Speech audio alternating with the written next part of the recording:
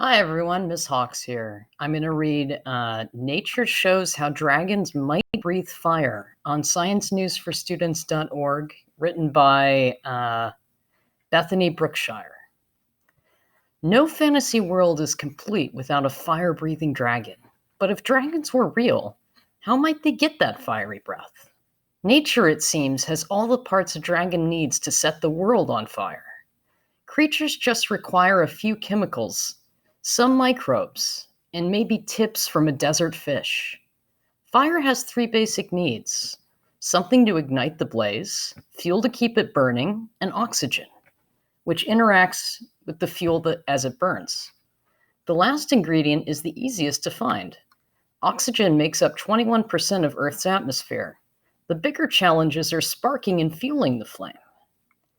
All it takes to strike a spark is flint and steel, notes Frank van Breukelen. He's biologist at the University of Nevada, Las Vegas. If a dragon had an organ like a bird's gizzard, it could store swallowed rocks. In birds, these rocks help break down tough foods. Swallowed flint might rub against some steel inside the dragon, sparking a flame. Quote, maybe what you have is sort of scales that are flint-like and click together, van Breukelen says. If the spark was close enough to a very sensitive fuel, that might be enough to ignite it. But some chemicals don't need that initial spark. Pyrophoric molecules burst into flame the second they contact air. Consider the element iridium, says Rochelle Burks. She is a chemist in Texas at St. Edward's University in Austin. Iridium burns different colors when it becomes part of various molecules. One of them burns a warm orange or red. Another burns a violet blue. That's one way to get the blue flame of the zombie ice dragon in George R.R. Martin's Game of Thrones series. Unfortunately, iridium isn't common, especially in biology. There are a lot of cool elements on the periodic table, but living things only use a few, Burks explains. There are other pyrophoric chemicals that a dragon might find a little closer to home, notes Matthew Hardings. He's a chemist at American University in Washington, D.C. Assume that dragons like caves, he begins. Quote, if you're living amongst a bunch of rocks, you'll have access to a higher amount of iron. Iron can react with another chemical, hydrogen sulfide. This is a flammable gas that smells like rotten eggs. It is found in crude oil. When hydrogen sulfide and iron get together, in a rusty pipe, for example, the result is iron sulfide. Combine it with air and you've got an explosive mix. Iron sulfide is sometimes the culprit when gas pipelines or tanks blow up. Another explosive option comes from Anne McCaffrey's series, The Dragon Riders of Pern. McCaffrey describes her dragons chewing on rocks containing phosphine, a chemical made of phosphorus atom and 3 hydrogen atoms. In gas form, phosphine is very flammable and explodes on contact with oxygen. It is also very toxic. Just 7 drops of its liquid form can kill someone. Burning burps. Fictional dragons often spout flaming gas, but a gas would present problems, Harding says. Gas, he notes, expands to fill available space. To keep it contained, a dragon would have to keep that gas under pressure. Chemicals like phosphine, therefore, aren't the perfect dragon fire solution, Harding says. The boiling point for phosphine is negative 84 Celsius or negative 120 Fahrenheit. At room or dragon breath temperature, it's a gas. You have to really compress it, he says, to make a liquid that a dragon could store and use. Also, Harding's notes, gases are difficult to control. If a dragon blew some fiery gas into the wind, the flames might wash back on the creature and singe its face. You have a much better chance of controlling your flame spray if you're pushing liquid rather than gas, he explains. A liquid would also help a dragon avoid burning itself, Harding's notes. The liquid with its flammable gas would ignite as soon as it hit air. Speed is key. Quote, as long as you are shooting it out fast enough, the particles don't hit the air until they are far enough away from your face, end quote, he notes. The combination of liquid and gas might work even better, Burke suggests. In an aerosol spray, Tiny liquid droplets are suspended in pressurized gas, which spurts out when it is released. If a dragon were to shoot an aerosol spray, it would look like a gas with some of the properties of a liquid.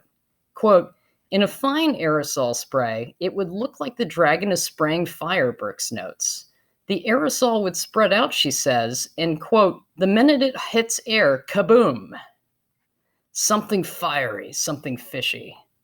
Plenty of liquids in nature will burn. Living things already produce two of these that might work for a dragon, ethanol and methanol. Both are alcohols often burned as fuels. Certainly, we know that yeast makes ethanol, Harding says. These single-celled fungi transform sugars into alcohol. That's why they're used to brew beer and make other alcoholic beverages. A dragon with a belly full of yeast is not as silly as it might appear. Yeast are part of the microbial community that lives on in people and in animals. Methanol first requires methane. Ruminants include cows, goats, giraffes, and deer. Make methane during digestion. Certain bacteria can turn methane into methanol, Harding's notes. A dragon that got enough fiber in its diet to make methane could pass that gas on to its bacterial buddies, which could convert it into methanol. But those bacterial coworkers might not even be needed. The devil's hole pupfish doesn't bother with them. It is a tiny, incredibly rare species found in Devil's Hole, a single naturally heated pool in Nevada. The fish can whip up its own whiskey in a pinch, von Brooklyn and his colleagues have shown. Temperatures in Devil's Hole reach 33 degrees centigrade or 91 degrees Fahrenheit. There is very little oxygen in the water. Notes von Brooklyn. Sorry, I lost my place there.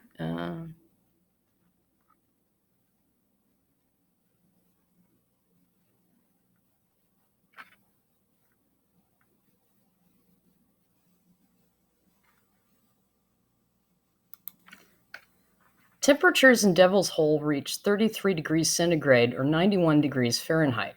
There is very little oxygen in the water to start with. When it gets hot, the oxygen levels drop even lower. Too low for fish to breathe, so pupfish stop using oxygen. Instead, they produce energy anaerobically, without oxygen. In the process, their bodies make ethanol. The fish produce 7.3 times more ethanol than a fish living in cooler water, notes von Brooklyn. He and his colleagues published their fishy findings in the Journal of Experimental Biology. A dragon might be able to produce ethanol under similar circumstances. However, von Brooklyn says, it's not quite so simple. Quote, I don't think there's a way to keep ethanol. I don't think you could store it, end quote, he says. The reason, it seeps through everything. Ethanol, he explains, quote, goes right through the membranes. Those include the membranes that surround cells and organs. When pupfish produce ethanol, the chemical ends up throughout the fish. It would not pool as a concentrate in some pouch or organ. So any dragon that made ethanol would have trouble storing enough to get a decent flame going. The pupfish won't be setting the world on fire, nor will dragons. One is a tiny fish and the other isn't real. Both, however, offer an excuse to use our imaginations to apply science to the fantastic.